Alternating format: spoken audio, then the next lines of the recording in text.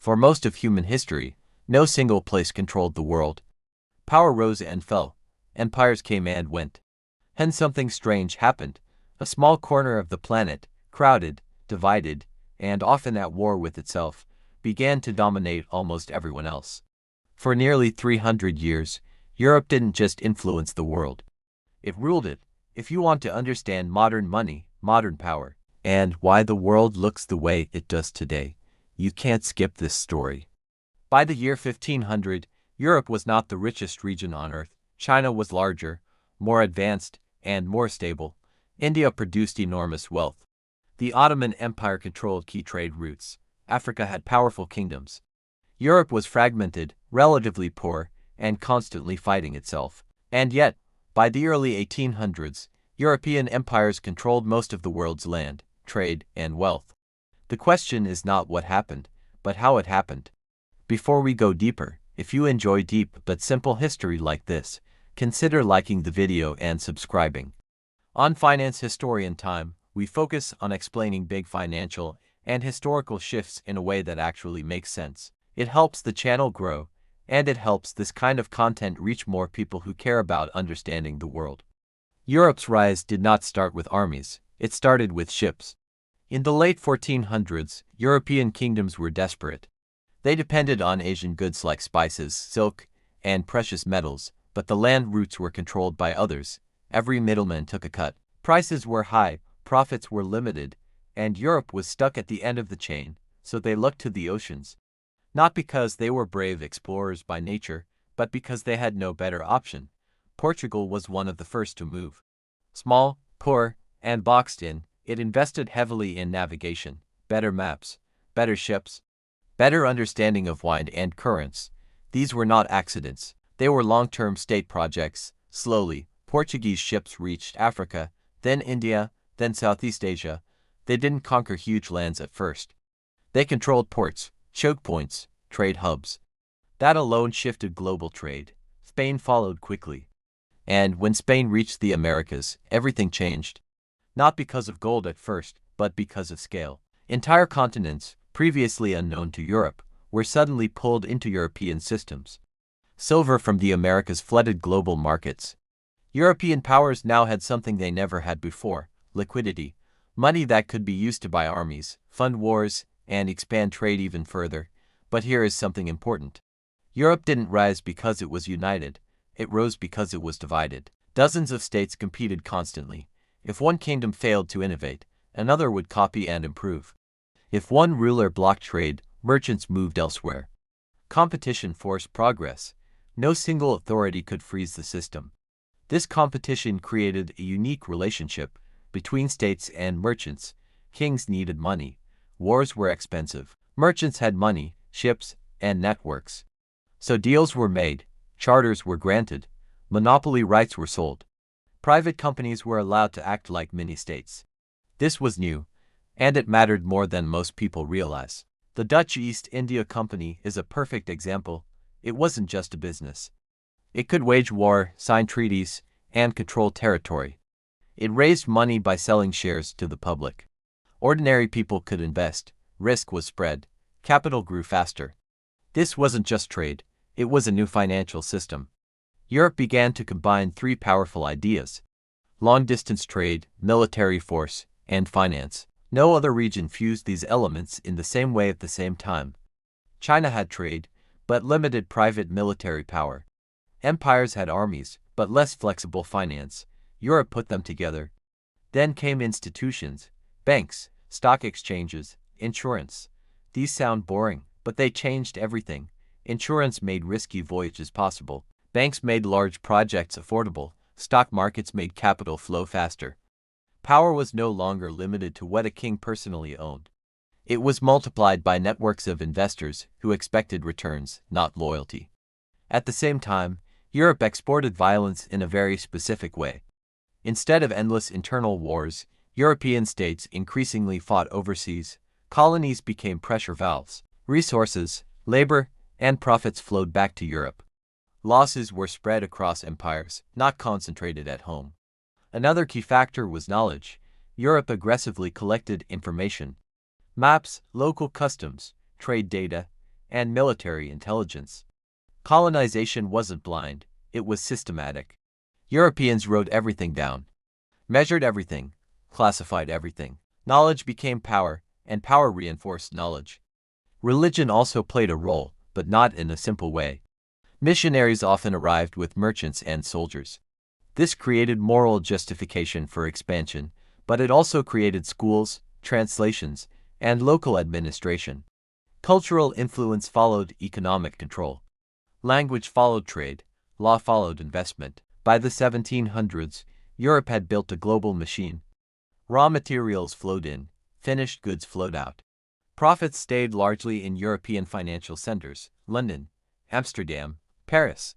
These cities became the heart of global capital. Decisions made in a single room could affect millions of lives across oceans. But Europe's dominance was not smooth or guaranteed, it was fragile. It relied on constant growth, constant expansion, and constant control. Any slowdown created tension. That tension would eventually explode, but not yet. What's critical to understand is this: Europe didn't dominate because Europeans were smarter or morally superior. They dominated because their systems rewarded expansion, risk-taking, and coordination between money and power. Once those systems were in place, they were incredibly hard to stop.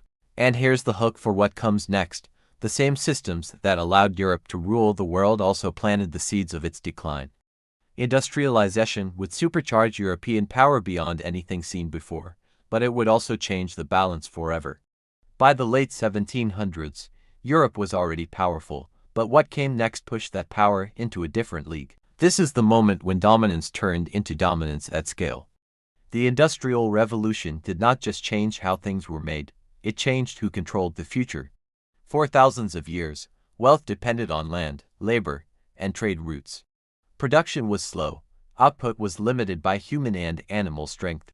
Then Europe learned how to replace muscle with machines, steam engines, mechanized looms, coal-powered factories. Suddenly, one worker could produce what once took dozens. Time itself felt compressed. This shift did not happen everywhere. It happened first in Britain, not because Britain was the most creative nation, but because conditions lined up. It had coal near the surface, it had navigable rivers, it had political stability after long internal struggles, and most importantly, it had capital. Profits from trade and empire were reinvested into machines. Factories transformed society. People moved from farms to cities. Work became scheduled, measured, and optimized. Output exploded. European goods flooded global markets. Textiles, tools, weapons, and later machines themselves. Local industries in Asia, Africa, and the Middle East could not compete with the scale or price. This is where economic dominance turned into dependency. Colonies were no longer just sources of raw materials. They became locked markets. They exported cotton, rubber, minerals, and food. They imported finished European goods. Local manufacturing declined. Economic structures were reshaped to serve European industry. Railroads were built, but not to connect local economies. They were built to move resources to ports. Ports expanded, but mainly for exports. Even education systems were redesigned to train clerks and administrators who could serve colonial systems. Europe was not just extracting wealth, it was reorganizing entire societies. Military power followed industrial power. Factories produced weapons faster and cheaper. Iron ships replaced wooden ones. Railways moved troops quickly. Telegraphs allowed instant communication across continents. European armies could now project force with speed and coordination no empire had before.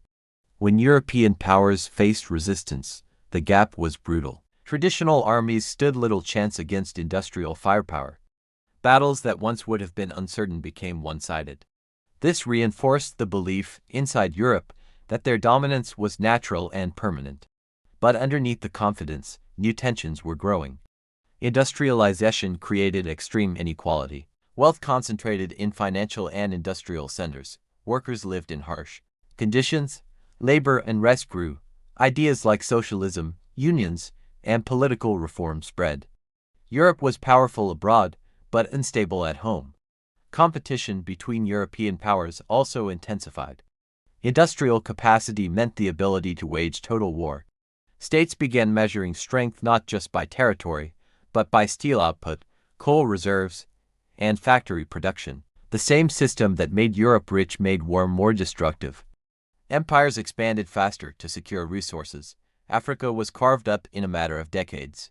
Borders were drawn with rulers and maps, not local realities. The goal was speed and control. Whoever claimed territory first gained leverage. This rush ignored long-term consequences. At the same time, Europe exported its financial system everywhere. Banks, currencies, debt structures, and legal contracts followed the flag. Colonies borrowed to build infrastructure that mainly benefited exporters. Debt tied local economies to European lenders. Control no longer required constant military presence.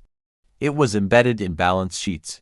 One of the most powerful tools was standards. European measurements, laws, and commercial rules became global defaults. If you wanted to trade internationally, you played by European rules. This reduced friction for European firms and raised barriers for everyone else. And yet, cracks were forming. Industrial knowledge was not static. Machines could be copied, engineers could be trained. Ideas traveled faster than ever. Countries outside Europe began learning the same methods. Japan is a key example. It studied Europe carefully, adopted its systems, and avoided colonization by becoming industrial itself. Inside Europe, rivalry reached a breaking point. Nationalism intensified. Alliances hardened. Arms races accelerated. The system that rewarded growth and competition now pushed states toward conflict they could not easily control. Then came the shock, World War I. For the first time, Europe turned its industrial power fully against itself. Factories that once produced goods now produced death. Millions were mobilized. Economies were drained. Empires collapsed almost overnight. The war didn't just destroy lives, it destroyed illusions. Europe emerged exhausted, indebted, and divided. The United States, once a peripheral player, became a major financial power. European countries owed massive debts. Global influence began to shift. Still, Europe tried to hold on. Colonies were maintained. Financial systems were patched. But the balance had changed. Industrialization had spread. Power was no longer exclusive. And then came the second shock. World War II, even more destructive, even more total. Europe was no longer the center of recovery, it was the battlefield. By the end of the war, something was clear. Europe could no longer dominate the world alone. The very systems it created had outgrown it. And this is where the story gets even more interesting. Because Europe didn't simply disappear from power. Instead, it transformed its role in the global system.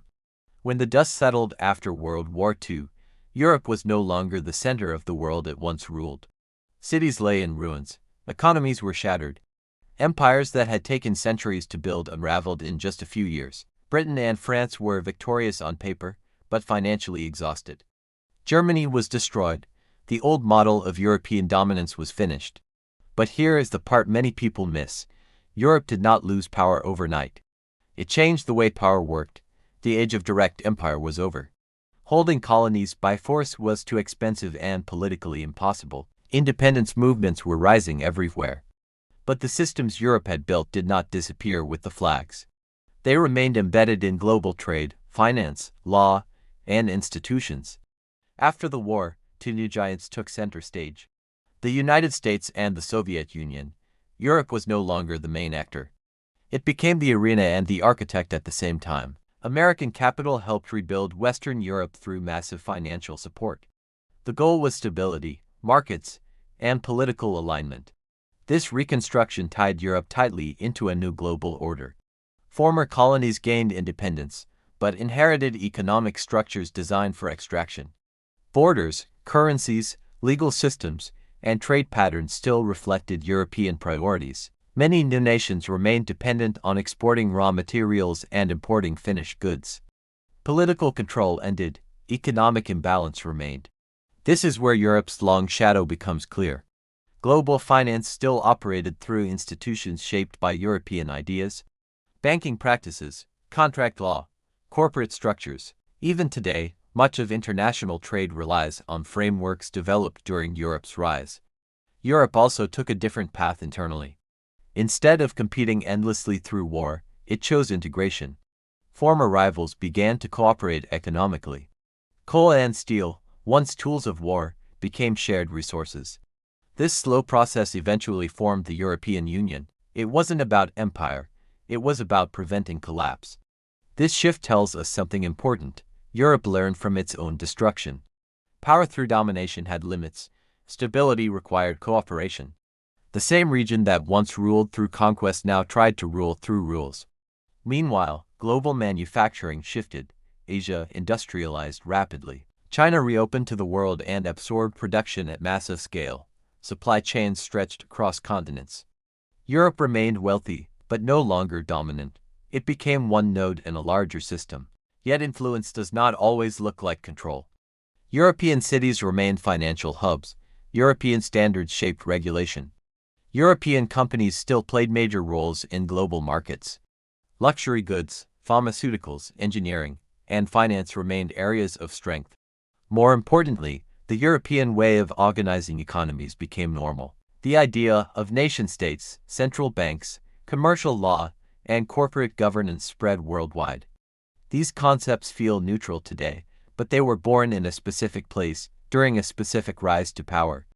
Even resistance movements were shaped by Europe.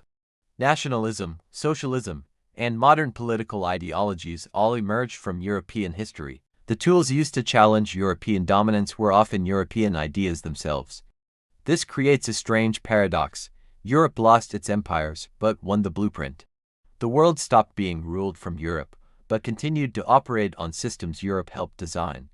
This is why understanding this 300-year period matters, not to praise it, not to excuse it, but to recognize how deeply it shaped modern life. Trade patterns, wealth gaps, political borders, financial habits, none of these are random. On Finance Historian Time, we focus on stories like this because history is not just about the past. It explains why today's systems feel so hard to change. Once structures are built at a global scale, they outlive the people who created them. Europe's dominance ended not with a single event, but with a slow redistribution of power. Military strength moved, manufacturing moved, population growth moved, but institutional influence proved far more durable. Today, power is more spread out. No single region rules the world the way Europe once did. And yet, the legacy remains. Every time a contract is signed, every time a currency is traded, every time a global standard is enforced. Echoes of that era are still present. This does not mean history is fixed. Systems evolve, new powers rise, new models challenge old ones. But understanding how Europe ruled the world helps explain why the global system looks the way it does today, and why change is always slower than people expect. As we reach the end of this story, take a moment to think about it, not just as history, but as a foundation. If you found this perspective valuable, share this video with someone who enjoys deep but clear explanations of how power and money really work. And drop a comment with your thoughts. Do you think the world has truly moved beyond the systems Europe built, or are we still living inside them? Your engagement helps this channel grow and allows Finance Historian Time to keep producing thoughtful, long-form history like this. And if you've made it this far, you already understand something many people never stop to consider. The world we live in was shaped long before we were born, and its story is still unfolding.